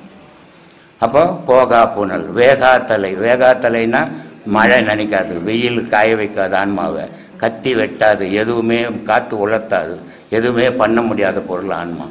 இந்த முப்பொருள் தாம்மா உலகத்தில் இயக்குது, நம்மளும் இயங்குகிறோம், கடவுளும் நம்மளை அதை வச்சு தான் இயக்கிக்கணுங்கிறோம். அதனால் இந்த உண்மையெல்லாம் நம்ம உணர்ந்தோம்னா நமக்கு வேற்றுமை வராது. சரி, ரொம்ப நன்றிம்மா. என் பேர் ரமேஷ், ஆதம்பாக்கத்துலேருந்து வரேன். சரி. இப்போ எல்லாம் பேசுறது பார்த்தீங்கன்னா மறுபிறவை பற்றி தான் பேசிட்டு இருக்காங்க. சரி. இப்போ மறுபிறவி எப்போ ஒழியும் நம்மளுக்கு? எப்போ கட் ஆகணும்? கடவுளோட எப்போ சேர்றியோ, நீ எங்கேருந்து வந்தியோ அங்கே போய் சேர்ந்தீங்கன்னா அது ஒழியும். ஆனால் அங்கே போய் சேர விரும்புறது இல்லை, உலகத்திலேயே வாழணும்னு விரும்புகிறோம். அதனால் இங்கேயே இருந்துருக்கும், எப்பவுமே மறுபிறவி இருந்துருக்கும்பா, மறுபிறவி இருந்துக்கினே இருக்கும். அதே போல் பார்த்தீங்க அப்படின்னாக்கா இப்போ ஆன்மா வந்து ஒரு உடலை அடுத்த உடல் தேடுது, ஒருத்தர் இறந்துட்டேன்னா சரி, எப்போ அடுத்த உடல் கிடைக்குதோ அந்த உடலில் போய். ஆமாம், எப்போ கிடைக்குதோ இல்லை, எத்தனை கர்ப்பஸ்திரீ பொண்ணுங்க குழந்தை இல்லாதுக்குது, அதில் போய் பூந்துக்கும் அது. ஓகே. இப்போ பார்த்தீங்கன்னா முதல் பார்த்தீங்கன்னா இப்போ மக்கள் தொகை பார்த்தீங்கன்னா ஒரு 10 கோடி இருக்குன்னு. ஆமாம். இன்னைக்கு பார்த்தீங்கன்னா 100 கோடி, 170 கோடிக்குது, 127 கோடிக்குது. இப்போ ஆன்மா பார்த்தீங்கன்னா இப்போ 100 கோடினா 100 கோடி தானே அந்த மாறணும். 84,000 கோடி இருக்குது. இப்போ இந்த ஆசிரமங்கிறது தெரியுமா? இந்த ஆசிரமத்தில் இங்கே எத்தனை பல்லி, எத்தனை பாம்பு, எத்தனை மிருகங்க இருந்தது. இப்போ நான் என்ன பண்ணிட்டேன், இதெல்லாம் காம்பவுண்டை போட்டு அதெல்லாம் கொண்டு விட்டேன். இப்போ அதெல்லாம் எங்கே பிறந்தது? இங்கே தான் பிறந்துக்குது. அதனால தான் ஒருத்தன் பார்த்தா சாந்தமாகறான், ஒருத்தன் பார்த்தா எல்லாரையும் கடிக்கிறான், ஒருத்தனை பார்த்தா எல்லாரையும் இடிக்கிறான். மனுஷன்தான் மிருகங்கள்லாம் குறைஞ்சி மிருகங்கள்லாம் மனுஷனாக மாறிக்கின்னுக்குறான். அதனால ஆன்மாக்கள் நம்ம ஒன்று தான், ஆனால் மிருகங்கள்லாம் மனுஷ ஆன்மாவாக சுற்றிக்கின்னுக்குது ஊரில். அதனால தான் கெட்டது அதிகமாக நடக்குது. சொல்லு. அதே போல் பார்த்தீங்கன்னா இப்போ ஹஸ்பண்ட் அண்ட் ஒய்ஃப் இருக்காங்க, அவங்களுக்கு குழந்தை இல்லை அப்படின்னாக்கா அவங்களுடைய மறுபிறவி கிடையாது அப்படின்றாங்க. யார் சொன்னது? இது அவங்கள ஆறுதல் படுத்துறதுக்கு சொல்றது. கல்யாணமே பண்ணிக்கலாம், அவங்களுக்கும் மறுபிறவி இல்லையே. அப்போ குழந்தை பெற்றுக்கிறத விட கல்யாணம் பண்ணிக்காம நம்ம எல்லாரும் அதுக்கும் சொல்லியிருக்காங்க. பின்ன அந்த மாதிரி இருந்துட்டா தொல்லை இல்லை, மறுபிறவி இல்லைன்னு சொல்லிட்டா இல்லாத போயிடலாமே. நமக்கு எதுக்கு ஞானம் வேணும், இதெல்லாம் தேடிக்க தெரியணும். இதெல்லாம் வம்பு பிடிச்ச வேலை தானே. இதே மாதிரி சொல்லி சொல்லி தான் ஜனம் தான் சுய அறிவியில் யோசிக்கிறதே கிடையாது. இவங்க சொன்னாங்கங்க, அவங்க சொன்னாங்கங்க, இப்படி சொல்கிறாங்க, அப்படியே பேசி கேட்டே கெட்டு போச்சு. என்ன பண்ணுறது? சுயமாக அறிவு இல்லையே, சுயமாக சிந்திக்க மாட்டுறானே, யார் சொல்கிறதையும் கேட்டுக்கிறான். அப்போ இவன் கேட்டு தானே போவான். ஏயா குழந்தை குட்டி பிறந்தா அது வாழ போகுது உலகத்தில், நீ பிறந்ததுனுடைய நன்மை தீமைன்னா என்ன? குழந்தை குட்டி பெற்றுக்க கல்யாணம் பண்ணா தானே குழந்தை குட்டி பெற்றுக்க. கல்யாணம் பண்ணிக்காமல் இருந்துட்டு மறுபிறவிலாம் போட்டுமே. எது கல்யாணம் பண்ண? உடல் சுகத்துக்கு தானே கல்யாணம் பண்ண. எதுக்கு ஊராமட்டு பொண்ணை போய் தேடுற? ஊராமட்டு பொண்ணு உன்ன எதுக்கு தேடுது? சுகத்துக்கு தானே தேடிங்கிறீங்க. இந்த சுகத்தை தேடின பிறகு மறுபிரிவு இல்லைன்னா எப்படி நியாயம் அது? இதெல்லாம் புரியாம பேசின்னு இருக்கக்கூடாது. எவ்வளவோ ரகசியங்களுக்கு தெரியல. குழந்தை பிறக்காததுக்கு ஏன் ஒரு பொண்ணு கல்யாணம் பண்ணா 10 மாசத்துல குழந்தை பெற்றுக்கிறா? உனக்கு ஏன் குழந்தை இல்லை? 8 வருஷமா குழந்தை இல்லை, 9 வருஷமா ஏன் குழந்தை இல்லை? நீயும் ஒரு பெண்ணு, அவனும் ஒரு ஆண் தானே, ஏன் இல்லை? யோசித்தியா?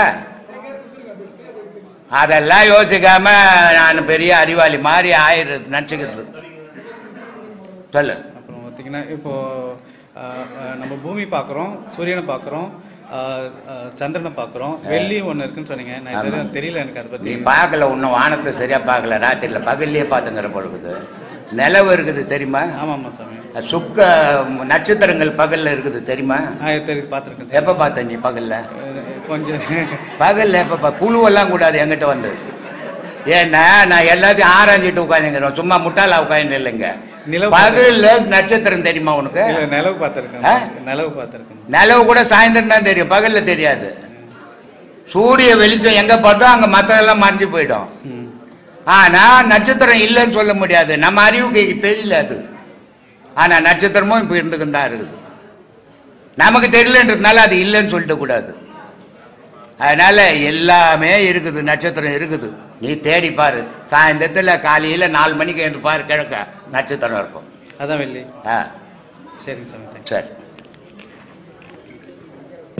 வீட்டினுள் ஒருவன் குடியிருக்கும் வாரும், வெளியிலே இருவர் காவலிருக்கும் வாரும், கூட்டினுள் மூவரையும் சேர்க்கும் வாரும், கூடாத மூவரையும் பிரிக்கும் வாரும் அப்படின்னு ஒரு இடத்துல ஒன்று குறிப்பிட்டாரு. என்ன அர்த்தம் அதுக்கு? தெரியலையா? தெரியலையா? அதனால தான் ஐயா கிட்ட கேட்குறேன். என்னையா இன்னமோ நான் இதை படித்தேன் அதை படித்தேன்ற. கூட்டுக்குள்ளே ஒரு ஆன்மா குடி இருக்குது. ஆனால் அந்த ஆன்மாவை பாதுகாத்துக்கிற இருளை நீ உடல், இருள உடல். இந்த உடல் இல்லைன்னு சொன்னால் அந்த ஆன்மா குடியிருக்காது அங்கே. அதனால சொல்கிறாரு, ஆன்மா ஒருத்தன் குடியிருக்கிறான், ஆனால் இருளம் பாதுகாப்பாக இருக்கிறான் அதுக்கு அப்படின்றாரு. அப்புறம் என்ன சொல்கிறாரு? கூட்டினுள் மூவரையும் சேர்க்கும் வாரும். ஆமாம், மூவரையும் சேர்க்கறதுனா யார் யாரை சேர்க்கறது? அகார, உகார, மகாரம். இந்த 3 சேர்ந்ததுன்னா உன்னுடைய நிலை கடவுள் நிலை. ஆனால் இந்த 3 பிரிஞ்சு இருக்கிறதால உன்னுடைய நிலை மனித நிலை. அப்போ இந்த 3 எப்போ சேரும், சேர்க்கறதுக்கு வழி தெரியணும் அப்படின்றதுக்காக அதை சொல்றாரு அவரு. கடைசியா இறுதியா கூடாது மூவரையும் பிரிக்கும் வாரும். ஆமா, அங்க யாருமே இங்க சேரும் போது 3 பேரும் சேர்ந்தாங்க. கடவுள்கிட்ட போகும்போது இந்த 3 அங்க கிடையாது. சிறப்பான இடமையா. அதனால்தான் சொன்னாரு, சேவல் 4, குஞ்சிகள் 5. கூவமான சேவல் 4, குஞ்சிகள் 5. கூட்டுக்குள்ளே சண்டை கொள்ளுதே, எந்த உந்துன்னு சண்டை போடுது. நான் தான் முக்கியம், நீ தான் முக்கியம் சண்டை போடுது. ஆனா கூவமான கிழநறி பூந்த உடனே சேவல் 4 இறந்து போச்சான், குஞ்சிகள் 5 இறந்து போச்சான். என்ன அர்த்தம் இருக்கு? ஐயாதான் சொல்லணும். நானே சொல்லி உட்காந்து கேட்டும்போது சினிமால ஏற்றிட்டு.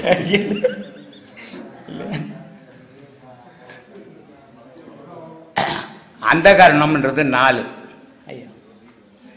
என்னன்னா மனம், சித்தம், புத்தி, அகங்காரம். இது 3 4 சேவல். குஞ்சிகள் 5. ஏன்னா இந்த அந்த காரணம் அப்பா அம்மா கிட்ட இருந்ததால் தான் நீ பிறந்து வந்த இந்த உலகத்துக்கு. அந்த அந்த காரணம் அப்பா அம்மா கிட்ட இல்லைன்னா நீ பிறக்க போகிறதே கிடையாது. அதனால நான் தான் 4 பேரில் நான் தான் பெரிய ஆளுன்னு சொல்கிறேன்.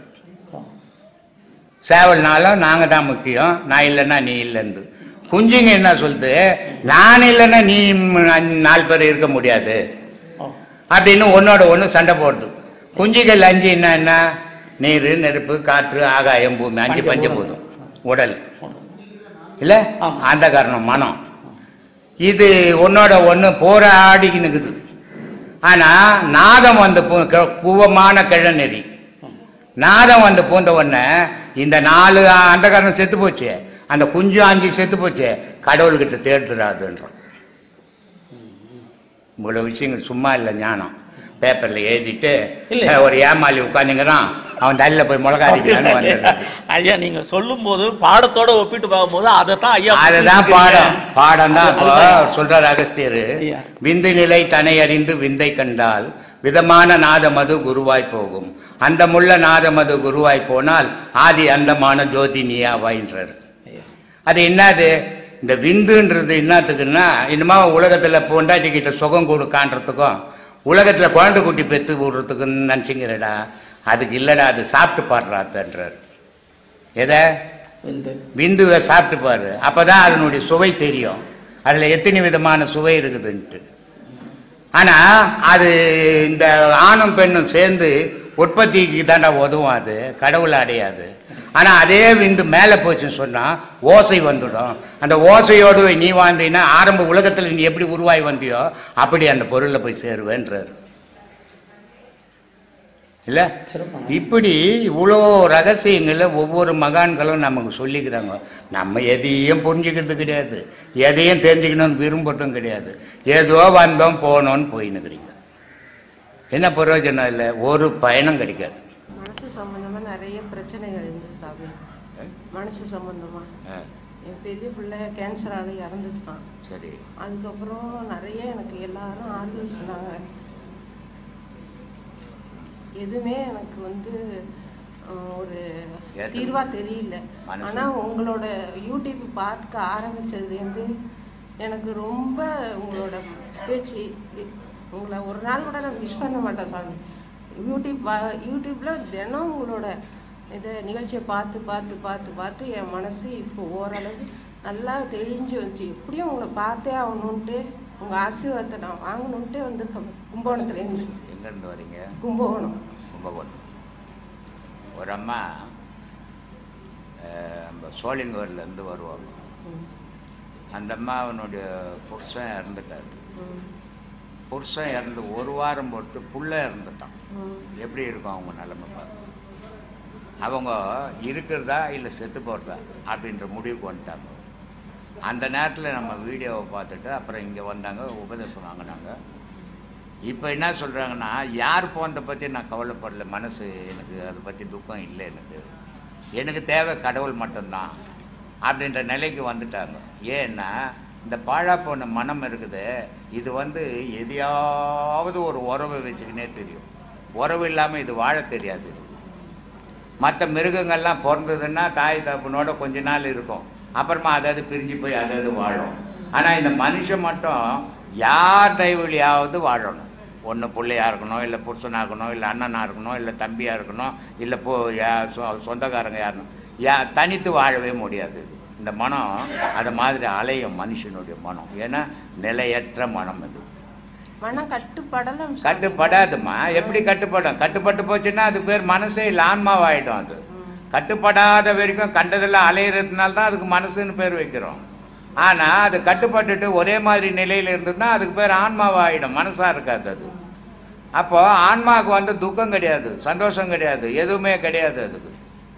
ஆனால் மனசுக்கு துக்கமும் சந்தோஷமும் இருக்குது. இது சந்தோஷம் இருக்கும்போது ஏற்றுக்கும், துக்கம் இருக்கும்போது ஏற்றுக்காது. அப்போ ஏற்றுக்காத போது அழாதான் வரும். அப்போது அதை சேர்க்கணுன்னா நம்ம மனம் திடப்படணும். திடப்படணும்னா இந்த பாதை மட்டும்தான் அதை திடப்படுத்தும். வேற எந்த பக்தியோ கிக்தியோ எதுவுமே திடப்படாது. ரொம்ப நிறைய கோயில் சாமி இப்படிலாம் நிறைய கும்பிட்டுட்டோம் சாமி. உங்க யூடியூப் பார்த்ததுலேருந்து தான் எனக்கு கடவுள்னா யாரு, எங்க இருக்காங்க, என்ன செஞ்சிட்டு இருக்காங்க. கடவுளே உங்களுக்குள்ள தான்மா இருக்குது. ஒவ்வொரு மனிதனுக்குள்ளும் கடவுள் இருக்குது. கடவுள் மனிதனுக்குள்ள வாழற வரைக்கும் தான் மனிதனுடைய உலாத்தல் இருக்கும், மனிதனுடைய செயல்பாடுகள் இருக்கும். மனிதனை விட்டு கடவுள் வெளியே நீங்கிச்சுன்னா மனுஷன் இருக்க மாட்டான், மண்ணுக்கு போயிடுவோம்மா. இதுதான் வாழ்க்கை. கடவுள் இப்போ எவ்வளோ கடவுள்கள் இருக்குது உலகத்தில். இந்து மதத்தில் கடவுள் இருக்குது, புத்த மதத்தில் கடவுள் இருக்குது, கிறிஸ்துவ மதத்தில் கடவுள் இருக்குது, முஸ்லீம் மதத்தில் கடவுள் இருக்குது. எந்த மதத்து கடவுளாவது எனக்கு ஒரு வீடு வேணும்டான்னு கட்டிக்கிச்சா? எங்கன்னா கட்டி இருக்குதா? எல்லா கோவிலுக்கும் அது சர்ச்சியாக இருந்தாலும் சரி, மசூதியாக இருந்தாலும் சரி, இல்லை இந்து கோயில்களாக இருந்தாலும் சரி, எதுவாக இருந்தாலும் மனுஷன் தான் கட்டுறான். ஏன் மனுஷன் கட்டுறான்? வேறு எந்த மிருகமாவது கட்டுதானா? எதுவும் கட்டுறதில்லை. மனுஷனுக்குள்ள. அதனால தான் நான் சொல்லியிருப்பேன், எல்லா மிருகமும் உலகத்தில் 84,000 கோடி ஜீவராசியும் குனிஞ்சே நடக்குது, மனுஷன் மட்டும்தான் நிமிர்ந்து நடப்பான். ஏன் மனுஷனுக்கு மட்டும் நிமிர்ந்து நடக்கிற ஆற்றல் மற்றெல்லாம் குனிஞ்சு நடக்கிற மாதிரினா கடவுளுடைய சாயல் தான் அதிலெல்லாம் இருக்கும். மனுஷனுக்குள்ள கடவுளே இருக்கிறான், அதனால் மனுஷன் நிமிர்ந்து நடக்கிறான். உலகத்தையே இயக்கக்கூடிய ஆற்றல் மனுஷங்கிட்ட தான், கடவுளுக்கு அடுத்தபடியாக மனுஷங்கிட்ட தாங்குது, மற்ற ஜீவராசி. ஆமாம். அப்போது இந்த கடவுளாக இருக்கப்பட்ட மனிதனுக்குள்ளவே இருந்து கடவுள் கோயில்களை கட்டிக்கின்னு அதுவே வழிபட்டுக்கினுக்குது, தன்னை தானே அர்ச்சிக்கிற மாதிரி கதை அது. தன்னை தானே கும்பிட்டுன்னுக்குது, அதுவே கோயில் கட்டுது, அதுவே போய் அங்கே கும்பிட்டுது. அப்போது இறைவன் நமக்குள்ளவே இருந்து இந்த உலகத்துக்கு அடுத்த ஜென்ரேஷனுக்கு வழி காட்டுறதுக்கு இந்த கோயில்களை கட்டுறோம். அதே நேரத்தில் நம்மளை கட்டிட்டு நம்மளே வழிபடுறோம், அடுத்த ஜென்ரேஷனை வழிபடுது. அப்போது தெய்வம்ன்றது எங்கே இருக்குது அப்படின்னா தேடி பார்க்கும்போது தான் தெரியும் நமக்குள்ளே தான் இருக்குதுன்ட்டு. இப்போ என் புள்ள என் புருஷன் அப்படின்னு சொல்கிறோம். இப்போ நம்ம 4 வீடு கட்டி வச்சுருக்குறோம். 4 வீட்டில் ஒரு வீட்டில் நம்ம இருக்கிறோம், 3 வீட்டில் வேறு குர்த்தனங்க விட்டு வச்சுக்கிறோம்.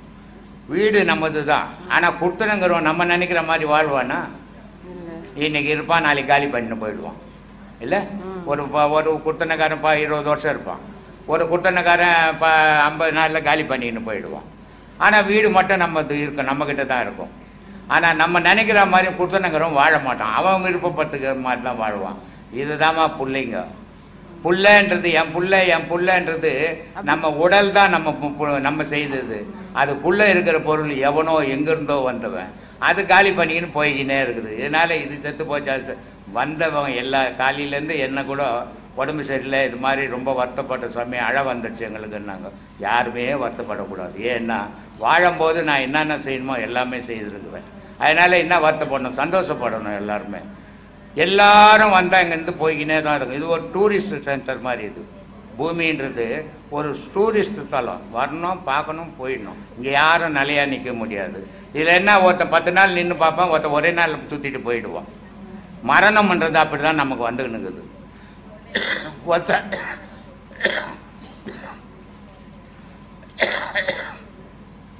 50 வருஷம் வாழறான், ஒருத்தன் 5 வயசுலேயே செத்து போகிறான். ஒருத்தன் 15 வருஷம் நோயிலேயே படுத்து கிடக்கிறான், ஒருத்தன் நல்லா போகிறான், 40 வயசில் புல்லு தடி குவிஞ்சு செத்து போயிடுறான். மரணம்ன்றது எப்போவுமே வந்தது கிடையாது மனுஷனுக்கு.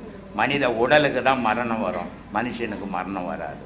மனுஷனுக்கு மரணம் வந்துடுச்சுன்னா அவனுக்கு திருப்பி பிறப்பு கிடையாது. அப்புறம் ஐயா, ராமகிருஷ்ண பரமஹம்சர் ஒரு வார்த்தை சொன்னார், டக்கா மாட்டி டக்கா அப்படின்னா பணம் தான் மண்ணு தான் பணம்னு சொன்னார். இதுக்கு ஒரு உள்ள அர்த்தம் என்ன ஐயா? டக்கா மாட்டிட்டாங்கன்னா மழை தாண்டா பணம் தாண்டா மண்ணுன்னு சொல்லி. ஆமாம், அதுக்கு காரணம் இப்போ நீங்கள் கல்கட்டாலேருந்து வந்துருக்குறீங்க. ஆமாம், பணம் இல்லைன்னா வர முடியுமா? ட்ரெயினில் நான் ஆன்மீகம் கற்றுக்க போகிறேன்னா விடுவானா? இல்லை, விட மாட்டான். அதே நேரத்தில் இங்கே வந்தால் வேஸ்ட் எடுக்கணும், டவுல் எடுக்கணும், இங்கே சாப்பாடு செலவு பார்க்கணும், எல்லாமே பார்க்கணும். அப்போ இது பணம் இல்லாத நடக்குமா? நடக்காது.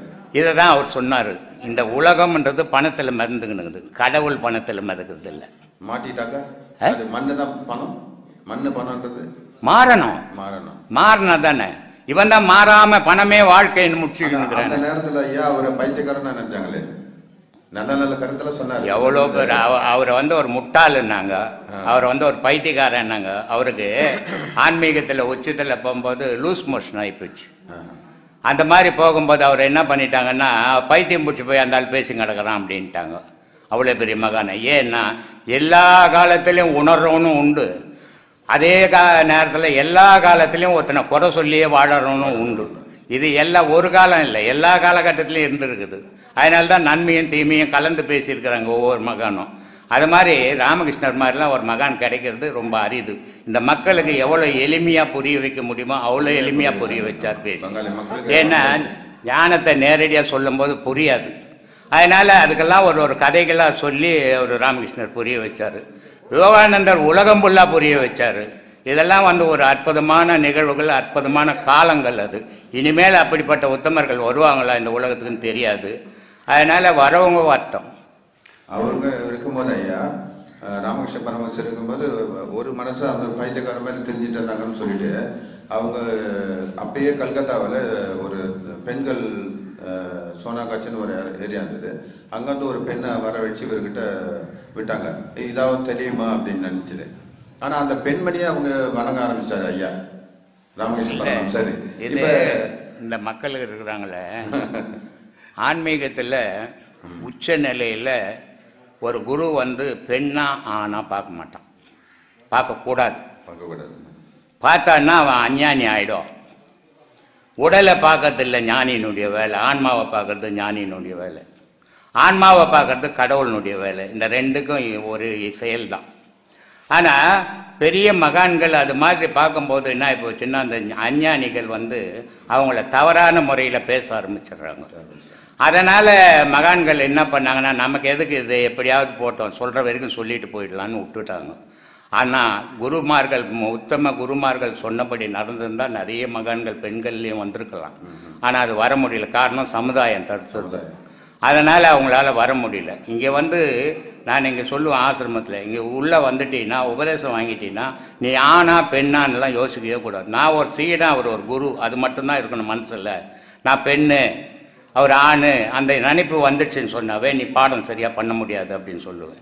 ஏன் சொல்கிறேன்னா, நீ அறிய வேண்டிய பொருள் ஆன்மா, உன் உடலை பற்றி இல்லை. அதனால் நீ அந்த நிலையிலே நின்று பாடம் பண்ணும்போது தான் உனக்கு அது சிறப்பு தரும். ஆனால் நீ அதை விட்டுட்டு நான் பெண்ணு, எனக்கு வெக்கங்குது, ஞானம் இருக்குது நீட்டு போனீன்னாக்கா நீ சரியான முறையில் பாடம் பண்ண முடியாது. நான் நம்ம சீடர்களுக்கு சொல்லுவேன், இங்கே வரும்போது நீங்கள் ஆடைகள்லாம் போட்டுக்கணும், இது பப்ளிக் இடம். அதே நேரத்தில் உங்கள் வீட்டில் நிர்வாணமாக பூஜை ஞானம் பாடம் பண்ணுங்க. ஏன்னா ஒரு டவுல் அசைஞ்சு உங்கள் உடலில் உண்ணா கூட மனசு அங்கே ஓடிடும், பேண்டில் காற்றுல. அதனால் அந்த மாதிரி இல்லாமல் பண்ணுங்க, அது உங்களுக்கு நல்ல மனசு நிற்கிறதுக்கு வழிவகுக்கும் அப்படின்னு சொல்லுவேன். இதே தவறாக நினைக்கிறவங்களும் இருக்கிறாங்க. அதுக்கு நம்ம என்ன பண்ண முடியும்? நம்ம கடமை சொல்லணும், சொல்கிறேன். அடிக்கடி சொல்லியிருக்கீங்க, உடலை மறந்து உயிரை நினைங்க. ஆமாம், அதுதானே இந்த பாடத்தினுடைய வேலையே. அதுதான், உடலுக்கு இங்கே சம்பந்தமே கிடையாது. ஏன்னா உடல் அழியிற பொருள், உயிர் அழியா பொருள்.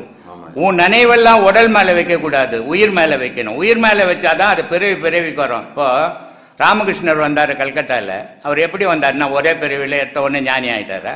அப்படி கிடையாது. பல ஆயிரம் பிறவி எடுத்துன்னு வந்தார். அதில் ஒரு வள்ளலார் வந்தார், அவர் எப்படி ஒரு பிறவிலேயே ஞானி ஆனார். ஒரு ரமணர் வந்தார், ஒரு பிறவிலேயே பல பிறவிகள் அந்த உயிரோட உறவாடி உறவாடி உறவாடி கடைசியில் ஒரு பிறவியில் அதை முடிக்கிறாங்க. அப்போது நம்மளும் உயிரோட உறவாடிக்கினே இருக்கும்போது ஒரு பிறவியில் நம்ம வாழ்க்கையை முடிப்போம், இறைவனோட கலப்போம். அதுக்காக தான் இந்த பாடம். அதை சீராக செய்யணும், செய்தாங்கன்னா அது அவங்களுடைய பாக்கியம். அனைவருக்கும் மீண்டும் ஆத்மானுக்கும். இந்த ஆசிரமத்தில் நான் ஒரு சிறப்பான விஷயம் ஒன்று கண்டேன். ஒரு 16 வருஷத்துக்கு முன்னால் ஒரு ஆந்திராவில் ஒரு ஆசிரமத்துக்கு போனேன். நாங்கள் ட்ரீட்மெண்ட்டுக்காக போனப்போ அங்கே வந்து பாகுபாடு எப்படின்னா, ஒரு விஐபிக்கு ஒரு குஷன் போட்டிருக்கோம், அதுக்கப்புறம் ஒரு வேறு மாதிரியான குஷனு, அப்புறம் ஒரு சேரு, அதுமாதிரி லாஸ்ட்டில் கீழே உட்காந்துருப்பாங்க. அந்த மாதிரிலாம் பாகுபாடெல்லாம் இருந்தது. நான் வந்து இங்கே வரும்போது, ஆசிரமத்துக்கு வரும்போது இங்கே ஒரு பாகுபாடு இல்லை. இங்கே வந்து யார் உயர்ந்தவங்க தாழ்ந்தவங்க எதுவுமே இல்லை. இங்கே யார் என்ன பேர் கூட கேட்கறதில்ல, எல்லாம் ஐயான்னு கூப்பிட்றது தான். ஐயா அந்த மாதிரி வச்சுருக்காங்க அந்த ஆசிரமம். நான் இது வரைக்கும், நான் சின்ன வயசுலேருந்து இது வரைக்கும் நான் இந்த மாதிரி ஒரு இடம் எனக்கு பார்த்தது இல்லை. எல்லாரும் அன்போடு இருக்கிறாங்க. அன்பே சிவம், மனமே குருன்னு ஐயா சொல்லுவாங்க. அதே மாதிரி இருக்காங்க.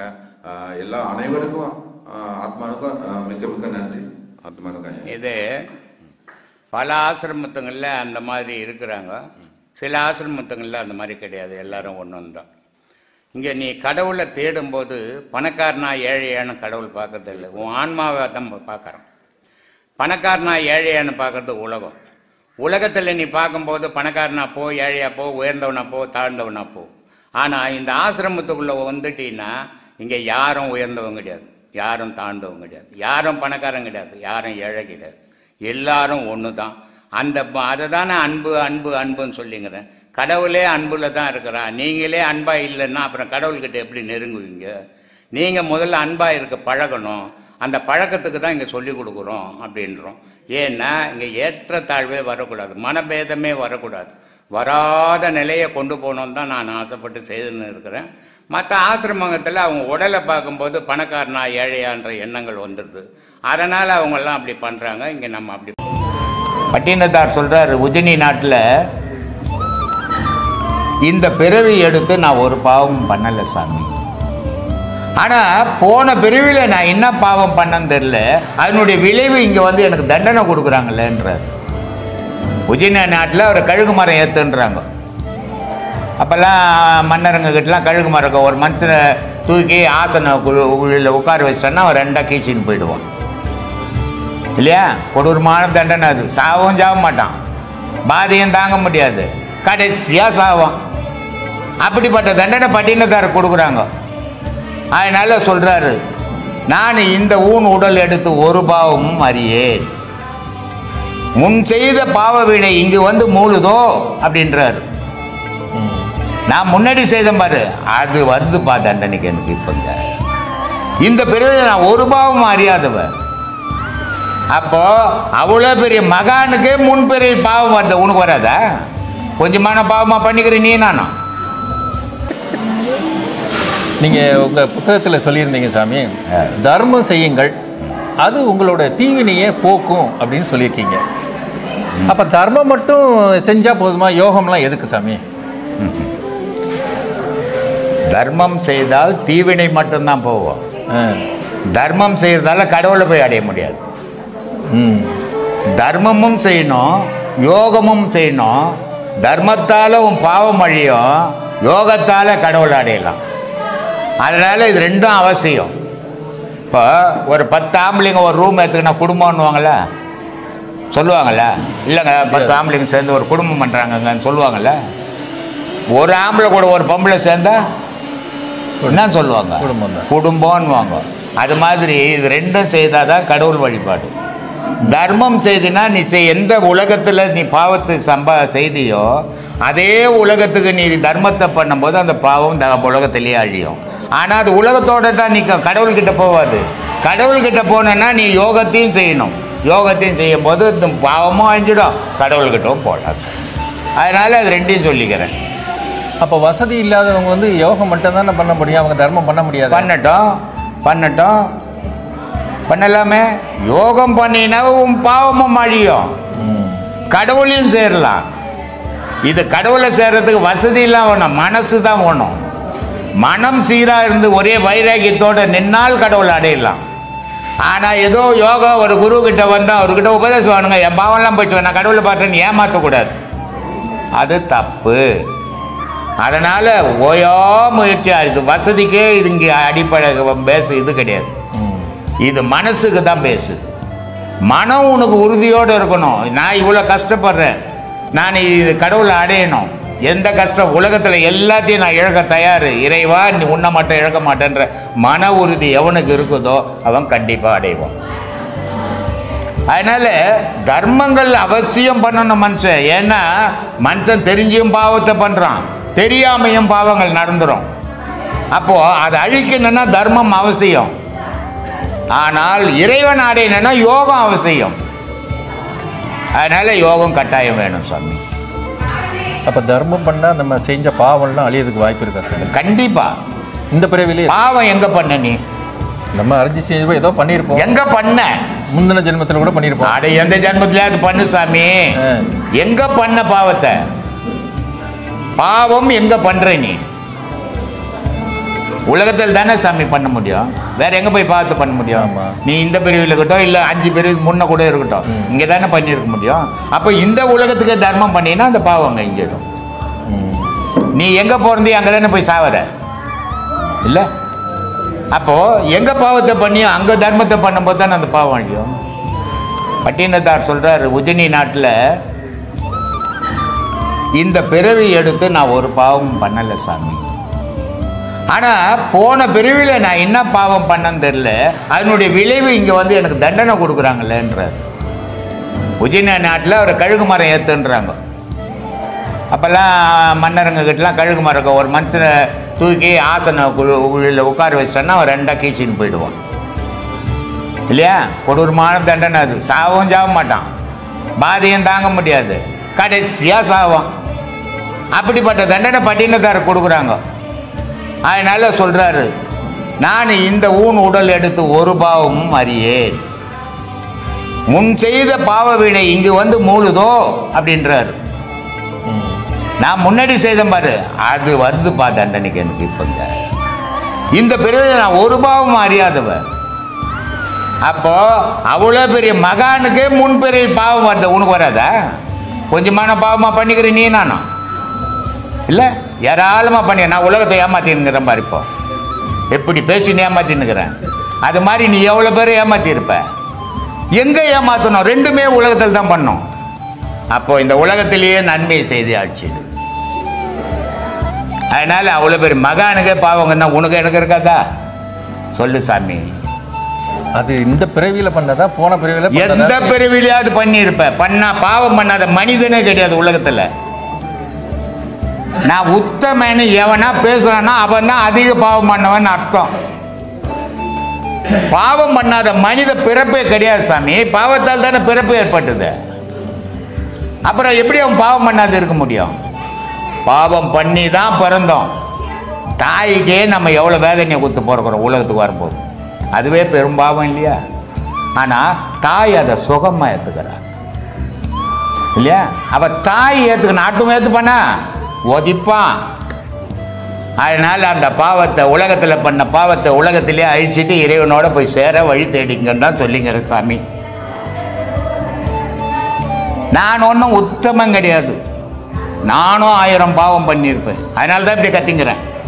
இல்லைன்னா எங்கன்னா மூலையில் உட்காந்து இருந்திருக்கலாம் நான் இல்லையா? ஆனால் நான் பாவம் பண்ணலை, நான் உத்தமன் அப்படின்லாம் சொன்னான்னா அவன் தான் அதிக பாவமே பண்ணுவேன். அதனால் அது மாதிரிலாம் பேசக்கூடாது. அது தற்பெருமைக்கு பேசுகிற விஷயம். அது உண்மையை பேசு. கடவுள் வழியில் போனா பொய் பேசாத. ஏன்னா கடவுள் உண்மையான, உடல் பொய்யானது. இந்த உடல் பொய்யான உடலை வச்சுன்னு பொய் சொல்லியே ஏமாத்தினுக்காத உலகத்தை. மெய்ய சொல்லி வாழ், இறைவன் இடம் கொடுப்பான் உனக்கு. சொல்லுங்க சாமி. மனுஷனுக்கு ஆன்மீக பயணம் பண்ணும்போது ஆடம்பரம் பண்ணிக்கிறதுக்கு காரணம் என்ன? ஆசை. அப்போ ஆன்மீகத்தில் ஆசை இருந்தால் ஆன்மீகத்தை தொடர முடியாது, ஆன்மீகத்தை அடைய முடியாது. அப்போ ஆசை இல்லாதவன் தான் ஆன்மீகத்தை தொடர முடியும். அதனால் ஆன்மீகவாதிக்கு ஆசை ஆடம்பரம் அதெல்லாம் தேவையற்றது. அவனுக்கு தேவை ஆண்டவன் மட்டும்தான். அதனால தான் சொல்கிறான், திருமூலர் சொல்கிறார், அருமீன் அருமீன் ஆசை அருமீன், ஈசனுடன் இருப்பினும் ஆசை அருமீன், ஆசை படபட ஆய்ந்து வரும் துன்பங்கள், ஆசை விட விட ஆனந்தம் ஆமேன்னா. அப்போது ஆன்மீகவாதி எந்தவித ஆசைக்கும் உட்படக்கூடாது. அஞ்ஞானி உட்படுவான் எல்லா ஆசைக்கும், எல்லா ஆடம்பரத்துக்கும். ஆன்மீகவாதி எந்த ஆடம்பரத்துக்கோ எந்த இதுக்கோ உட்படக்கூடாது. உட்பட்டான்னா அவன் ஆன்மீகத்தில் பயணம் பண்ண முடியாது. அதனால் எல்லா ஆடம்பரத்தையும் அவன் ஒதுறிட்டு ஆண்டவன் மட்டும்தான் வாழறவன் தான் ஆன்மீகவாதி. சொல்லுமா. இப்போ நம்ம பூமியை வந்து பாரத பூமின்னு சொல்கிறாங்க. ஆனால் கடந்த வாரமாக பார்த்தீங்கன்னா உத்தரப்பிரதேசில் நிறைய பெண்கள் வந்து பாலியல் வன்கொடுமைலாம் சரி, அதுவும் பார்த்தீங்கன்னா ரொம்ப ஏழ்மையான பெண்கள் தான் இருக்காங்க. அப்புறம் எப்படி பூமி? இது உத்தரப்பிரதேசத்தில் தான் நீங்கள் பாலியல் இருந்தாங்க. தமிழ்நாட்டில் உத்தரப்பிரதேசத்தில் டெல்லியில் ஒரு பாலியல் பிரச்சனை நடந்ததுன்னா அது இங்கே தமிழ்நாட்டிலேருந்து இந்தியாவில் எத்தனை மாநிலங்களுக்கு தான் அத்தனை மாநிலங்களும் போராட்டம் பண்ணுது. ஆனால் தமிழ்நாட்டில் பாலியல் பிரச்சாரம் பண்ணால் தமிழ்நாட்டில் இருக்கிறவங்களே போராட்டம் பண்ணுறதில்லை. ஏன்னா டெல்லி தலைநகரம், அங்கே பண்ணால் தான் இவங்களுக்கெல்லாம் தெரியுது, இங்கே பண்ணால் யாருக்கும் தெரியறதில்லை. பாலியல் பிரச்சனை உத்தரப்பிரதேசத்தில் மட்டும் நடக்குது, தமிழ்நாட்டில் நடக்காததா? ஊருப்பட்டது நடக்குது. யார் அதை சீர் பண்ணுறான்? யார் அதை கேட்குறான்? எங்கேயோ நடந்தால் இங்கே கொடி பிடிக்கிறான், ஆனால் இங்கே நடக்கிறத விட்டுடுறான். இது மனுஷன் முதல்ல, அதுக்கு தான் நான் சொல்லுவேன் அடிக்கடி, உன்னை முதல்ல திருத்திக்கோ, அப்புறம் ஊரை பாருன்னுவேன். உன் ஊருக்குள்ளே நடக்கிற விஷயத்தை நீ விட்டுட்டு எங்கேயோ வெளி ஊருக்குள்ளே நடந்தது நீ கொடி பிடிக்கிறது காரணம் விளம்பரம் தேடுறீங்களே தவிர நிஜத்துக்காக போராட்டம் பண்ணல. நிஜத்துக்காக போராட்டம் பண்ணுங்க, இதெல்லாம் குறையும். நட்சத்திர ராசி சரியில்லைன்ட்டு அந்தந்த கோயிலில் போயிட்டு சரி சரி நம்ம கரெக்டாக இருந்துக்கிட்டா அந்தந்த கோயிலுக்கு எந்த கோயிலில் போய் எந்த நட்சத்திரம் பண்ணாலும் அங்கே சாமி மாற்றி வைக்க மாட்டார் நட்சத்திரத்தை. இது மனுஷனுடைய மனம் கற்பனையில் திரியும் போது இந்த கோயிலுக்கு போனால் என் நட்சத்திரம் மாறிடும், அந்த கோயிலுக்கு போனால் என் நட்சத்திரத்துக்கு நல்லது நடக்கும்னு நினைக்கிறது. உனக்கு என்ன நடக்குமோ அத்தனையும் நடக்கும். அந்த அர்ச்சனை பண்ணுற ஐயரே செத்து போகிறாரு, அப்புறம் அவர் நட்சத்திரத்தை யாருக்கு போய் கேட்குறது? அதனால் இது மனுஷனுடைய மனம். அந்த மாதிரி ஆதங்கத்தில் தெரியுது. அது இங்கே போனால் நல்லா இருப்பேன், அங்கே போனால் எங்கே போனாலும் உனக்கு விதிக்கப்பட்டது தான். இதை எந்த கொம்பனாலையும் மாற்ற முடியாது. நமது வாழ்க்கை எதை நோக்கி போகிறதோ அதை உணர்ந்து வாழ்ந்தால் உயர்வு. வாழ்க்கை எதை நோக்கி போகிறது என்பதை உணர்ந்து வாழ்ந்தால் கடவுளோட வாழ்க்கை எதை நோக்கி போவோம்? நீ எதை நோக்கி போறியோ அதான் வாழ்க்கையாகும். வாழ்க்கை ஒன்று தனியாக போவாது. நீ எதை நோக்கி போறியோ அதான் வாழ்க்கை. அப்போ நீ போகிற வாழ்க்கையை சீர் பண்ணிக்க. வாழ்க்கை எது மாதிரினா வாழ்க்கைன்னு தனியாக ஒன்று இல்லை. நீ எந்த செயல் செய்கிறியோ அதான் வாழ்க்கை. அதை நீ செய்கிற செயலை சரியாக செய்து திருத்திக்கினீன்னா உன் வாழ்க்கை சிறப்பாக இருக்கும். நீ தவறாக செய்து போனீன்னா வாழ்க்கை தவறாக போயிடும். அதனால் உன்னை நீ திருத்திக்க, உன் வாழ்க்கை நல்லா இருக்கும். வாழ்க்கைன்னு தனியாக ஒன்று பயணம் பண்ணல, அது கூட நீ போகிறதில்ல. அதனால் உன் வாழ்க்கைன்றது உங்ககிட்ட தாங்குது. நீ வாழறதை பொறுத்து தான் உன் வாழ்க்கை. அவங்க சம்பாதிச்சது பின்ன அவங்க பிள்ளைங்களுக்கு தானேம்மா சேர்ப்பாங்க. அது நியாயம் தானே. இப்போ நான் கஷ்டப்படுறேன், நான் சம்பாதிக்கிறேன், அப்போ நான் எனக்கு என் பிள்ளைங்களுக்கு தானே சேர்ப்பேன். நான் மற்றவங்களுக்கோசமாக பங்கிட்டு நிற்பேன். நான் அரசியல்வாதியா? அப்படி இல்லை. அவங்களுக்கு தான் சேர்ப்பாங்க. அதுதான் நியாயம். ஆனால் இதில் ஒரு விஷயம் என்ன பண்ணணும்னா, நீ உன்னுடைய பேர் இங்கே நிலைச்சி நிற்கணும் இந்த பூமியில். நீ செய்த புண்ணியமாக இருக்கணும். அப்படின்னா நீ சம்பாரிச்சதை உன்னுடைய பாதுகாப்புக்கு வச்சுக்கின்னு 1% உலகத்துக்காக நீ நன்மை செய்யும்போது உன்னுடைய பேர் நிலைச்சி நிற்கும். அதே நேரத்தில் உன்னுடைய பாவங்கள் அழிஞ்சு புண்ணியங்கள் சேரும். ஆனால் சொத்து மட்டும் சேர்க்குறன்னா பணமும் பாவமும் இணைஞ்சது. அப்போ நீ எவ்வளோ சொத்து சேர்க்குறியோ அவ்வளவும் பாவமும் சேரும். அதனால் அந்த பாவத்தை அழிக்கணுன்னா நீ தர்மத்தை பண்ணணும். அதனால் சொத்து சேர்க்கறது தவறில்லை. அவன் ஒழிச்சு அவன் சம்பாரிச்சு பின் அவன் சாப்பிடாத ஊருக்கு போட்டுட்டு அவன் பட்டினியாக படுப்பான். அப்படி இல்லை. அவன் இப்போ சேஃப்டி வேணும், பாதுகாப்பு அவசியம். பணம் இருந்தால் தான் இந்த உலகம் பாதுகாப்பு. பணம் இல்லைன்னா 10 பேர் ஒரு ஆஸ்பத்திரிக்கு போகிறோம், ஒரு உடம்பு சரியில்லை, இல்லைங்க நான் என்கிட்ட ஒன்றும் இல்லைங்க, நான் சம்பாரிச்சதெல்லாம் உலகத்தை கொடுத்துட்டேன், ஹாஸ்பிட்டல் அட்மிட் பண்ணுவானா? பண்ண மாட்டான். பணம் கட்டினா தான் அட்மிட் பண்ணுவான். அப்போ அவனுக்கு பணம் அவசியம் தானே. அதனால் பணம் சேர்க்கறது தவறில்லை. ஆனால் சேர்க்குற பணத்தில் நீ சம்பாரித்த பணத்தில் தர்மத்தையும் பண்ணணும். அது உனக்கு பாதுகாப்பு தரும். அதுதான் முக்கியம். சொல்லுமா. ஜோராக பேசுவாங்க, இப்போ கேட்காது இல்லைன்னா. இன்பத்தை கொடுக்கறது புலங்களா அல்லது உள்ளங்களா? நமக்கு இன்பத்தை கொடுக்கறது புலங்களா அல்லது உள்ளங்களா? உள்ளம்மா. உள்ளம்னு ஒன்று இல்லைன்னா இன்பம்னு ஒன்று தெரியாது. இப்போ ஒரு காலில் முள் குத்துது, கால் ஒரு புலன்தான். ஆனால் கால் சொல்லுமா எனக்கு முள் குத்திக்கிச்சின்னு? அப்போ எது சொல்லுது? மனம் சொல்லுது. மனம்தான் எல்லா இன்பத்தையும் அனுபவிக்கிறது. அது எதை வச்சு அனுபவிக்கிறதுனா உடலை வச்சு அது மனம் இன்பத்தை அனுபவிச்சுன்னுக்குது. உடலுன்னு ஒன்று இல்லைன்னா மனம்னு ஒன்று இல்லை, மனம்னு ஒன்று இல்லைன்னா இன்பம்னு ஒன்று இல்லை. அப்போது புலன்களால் மனம் இன்பத்தை அனுபவிக்குது, புலனை வச்சு மனம் இன்பம் அனுபவிக்குது. மனம் இல்லைன்னா புலன் செயல்படாது. அதனால் ரெண்டும் அவசியம். சுபகாரியன்றப்போ பொண்ணை பெற்ற தாயாக இருக்கட்டும், பையனை பெற்ற தாயாக இருக்கட்டும், இப்போ அவங்க கணவனை இழந்துட்டு இருக்கும்போது அவங்களோட சுபகாரியத்தில் உள்ள தடங்கள் பார்த்தாங்க. இது ஆதியிலேருந்து அப்படி வச்சுக்கினாங்க. இப்போ நீங்கள் ஒரு வீட்டிலேருந்து கிளம்பி ஒரு இடத்துக்கு வெளியே வரீங்க வீட்டை விட்டு, அந்த நேரத்தில் ஒரு விடோ எதிர வராங்க, உடனே வீட்டை உள்ளே போய் புந்துப்பாங்க. இது தவறு. இவங்க அம்மாவே இறந்துட்டு இருந்தா என்ன, இவங்க அம்மாவை விடோவாக இருந்தால் என்ன பண்ணுவாங்க? அது தவறான செயல். அதை நான் மற்றவங்க எப்படியோ நான் ஏற்றுக்கிறதே கிடையாது. ஏன்னா மனிதனுக்குள்ளே இருக்கிற ஒரு ஆன்மா, அது நல்ல ஆன்மாவா கெட்ட ஆன்மாவா, நல்ல மனுஷனா கெட்ட மனுஷனா, அது மட்டும்தான் பார்க்கணும். அவங்க விடோவா கட்டுக்கத்தியா, சரி விடோ ஆகிட்டாங்க, கல்யாணம் ஆகிறதுக்கு முன்னே அவங்கள சேர்த்துக்கிறேன், அது எப்படி விடோ மாதிரி தானே அது.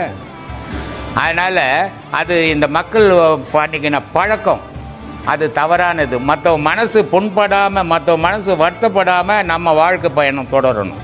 மற்றவனை வருத்தப்பட வச்சுட்டு நம்ம வாழ்க்கை பயணம் தொடர்ந்தோம்னா